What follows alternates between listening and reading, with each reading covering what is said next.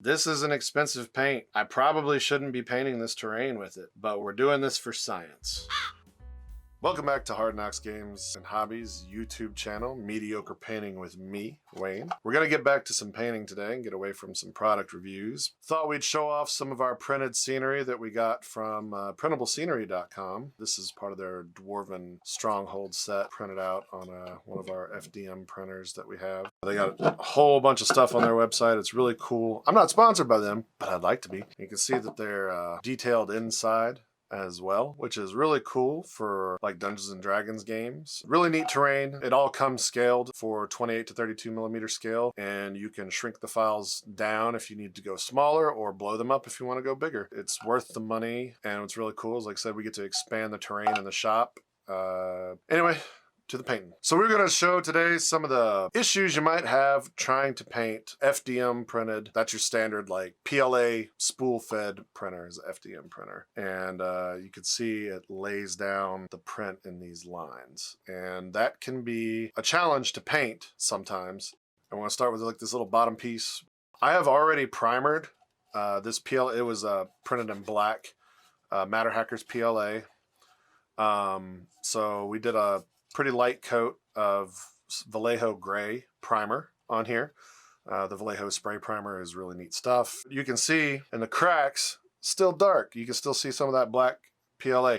This is why I always print our terrain in black. It looks good having that black in there. It's like shading's already done. Cool. And for a model that's going to get beat and thrown around a table a lot, I don't have to worry about like trying to fish in there with a brush to paint all that gray just to wash it later. It's like pre-shaded for you. So yeah, cool. We painted a lot of our Frostgrave terrain with a blue roofline. I'm going to do something different with these dwarves. I want to try a red. And some people have asked, like, how does the contrast paint do on painting the FDM printed buildings with primer on it? Because, you know, the lines. Well, we're about to answer that because I'm going to try some Blood Angels Red contrast paint and see how that turns out on this gray of the roof. For those of you saying, well, it's not the contrast primer, Wayne. You didn't use the Vallejo. The Vallejo gray is very close to the gray sear, and it works damn near identically. So it works. I'm in a mood today. I'm really sassy. I'm sorry. All right. So we've shook it up, and when you shake it up a little more, just in case. This one doesn't have a shaker ball in it. You know why? Because it's not mine. Because I was real stupid, and I left mine at home today. All right. So I'm going to use a nice big-bodied synthetic brush. This is a AK 577 brush. It's very nice for doing this kind of wash application work.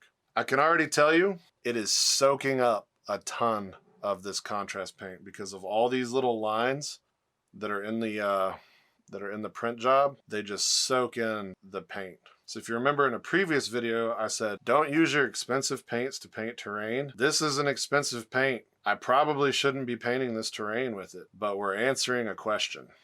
We're doing this for science or ego, one of the two. This contrast paint is definitely not going as far as it normally would if I was on like a regular plastic or resin model, but for the most part, it applies pretty easy. It's just taking a little more of it than it normally might. So we'll keep going and we'll see what we like at the end. I like it because if I was using a regular water-based acrylic paint right now, I'd have to really be worried about like getting it down in these crevices and all these ridge lines, or just really slopping on the acrylic paint to get it in there. But this is nice because the viscosity is what it is, and it's designed to flow, so it just fills in all the FDM lines. I shouldn't call them lines. They're layers. It's the layers of the PLA around this thing. This was printed on a Prusa Mark III, by the way.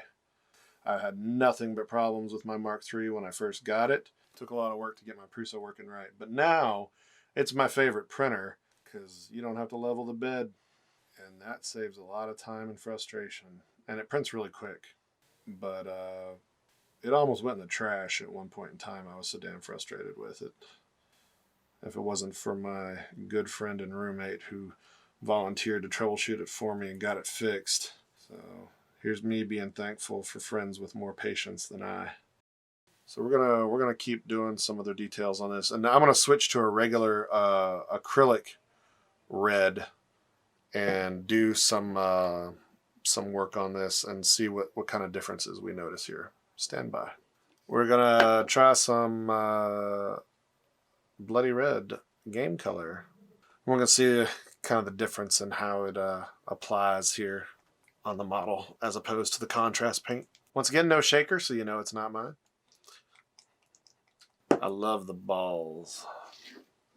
So the game color is, you know, it's a nice thinner paint. I don't thin this stuff when we're painting terrain. If I was painting a model, I might thin it, but we ain't painting a nice miniature. We're just painting some more games terrain. Oops, getting out of the lines.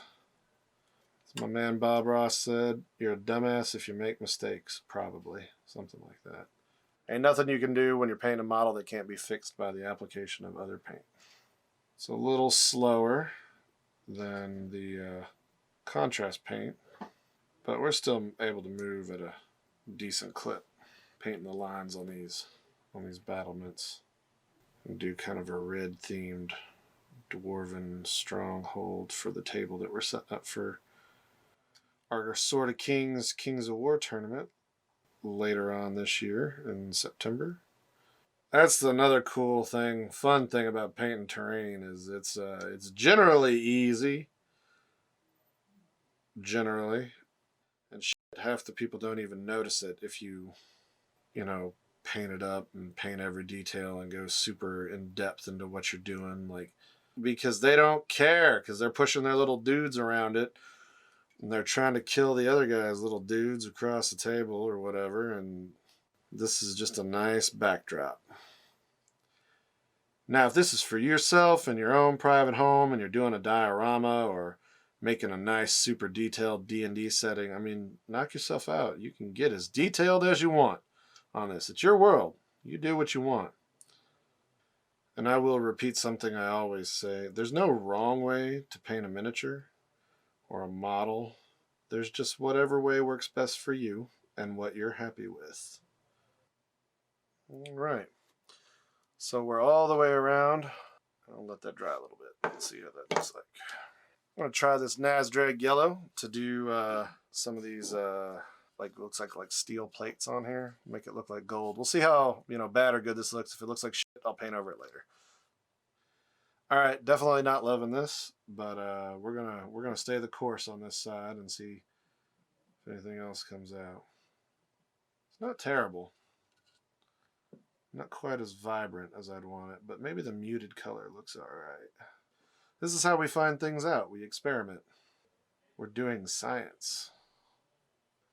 You know, that doesn't actually look bad. So we're going to continue painting this, probably do a couple more videos on some different weathering things that we can do with this tower, like the addition of some like moss or discoloration, or I don't know, haven't exactly decided how far we're going to go with this little series yet. But this is just what we're doing today. And we'll come back and do some highlights and everything else. But I think the takeaway from this is you can, in fact, use contrast paints on FDM printed buildings without too much issue. They're not going to be as contrasty as they might, but they still work pretty good. And of course, regular acrylic paints work really awesome. So if you guys want to see more content like this, let us know in the comments. If you want me to shut the fuck up, also let me know. Anyway, we'll see you next time. Love you guys. Bye.